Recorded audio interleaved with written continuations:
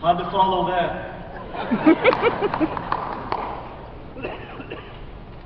Fellow Democrats, brothers and sisters, my name is John Patrick, and I'm a maintenance worker at the mill in Rumford, and I am a proud member of the United Steelworkers Local 900.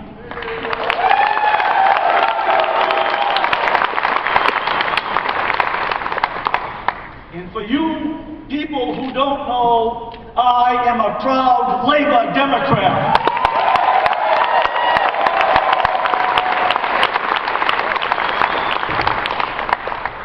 I've worked at the mill my entire adult life, just like my father, my brother, and my sister. I served in the legislature for 2 years before Troy Dale Jackson got there. Like many people, my first estimation of Troy Jackson was that he was a quiet, unpolished young man who spoke with a thick accent. Boy, wasn't I wrong. Well, not about the accent. It didn't take me long to understand who Troy Jackson really is. He is far and away the strongest voice, the fiercest advocate, and the most determined fighter for working people that I have ever seen.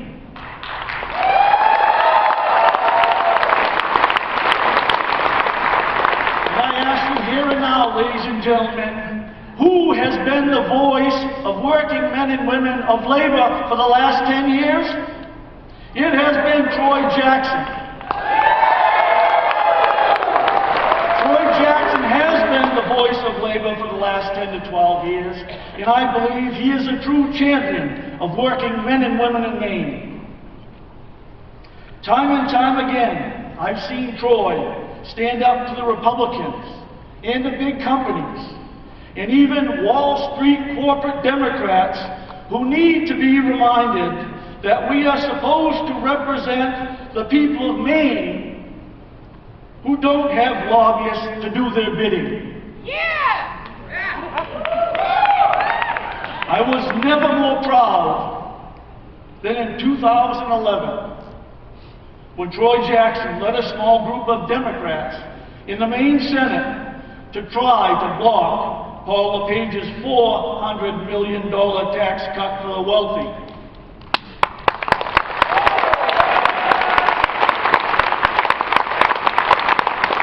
That tax cut was balanced on the backs of working people and the middle class. Troy understood that standing up for working people is important.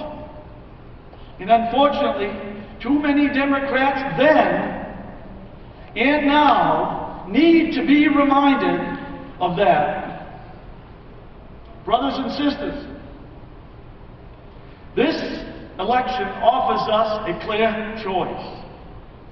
Can we send someone to Congress who makes the middle class one of their talking points? Or can we send Troy Jackson to Washington and have a representative that will make the middle class a focal point?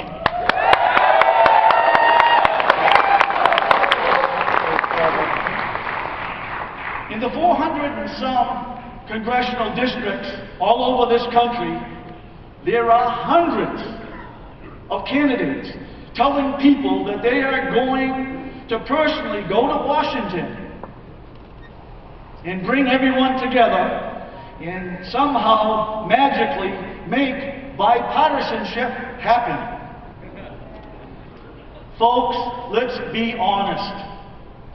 The people who are telling us those things do it because it polls well, and it helps them win elections. Every 2 years we hear about it, and yet Congress is more polarized than ever. So I'm going to tell you like it is. Whoever we elect to Congress from this district isn't going to D.C. and bring Democrats and Republicans together. They aren't going to get Democrat and Republican leadership to hold hands and pass some super budget that saves the world. But here's what they can do.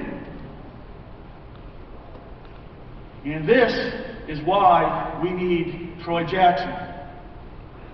Our next member of Congress can take on the Tea Party in their radical assault on Social Security and Medicare. Just like Troy did when he stood up to the LePage to fight for pensions. Our next member of Congress can push fellow Democrats to speak out against the Bush tax cuts for the wealthy and remind Americans why supply-side economics really is a bunch of crap.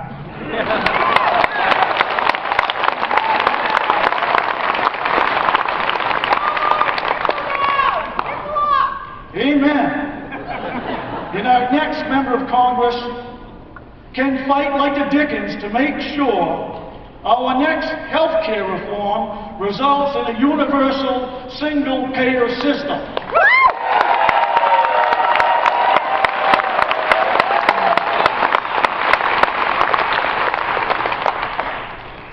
Ask Troy Jackson about health care.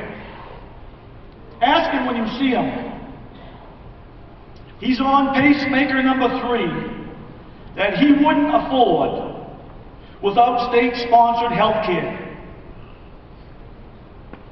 My friends, Troy is giving up that health care to run for the seat so he can fight to give that health care to all of us.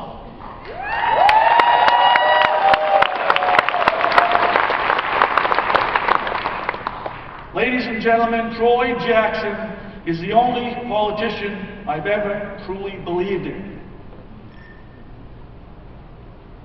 Troy Jackson is the only politician I've ever really truly believed in.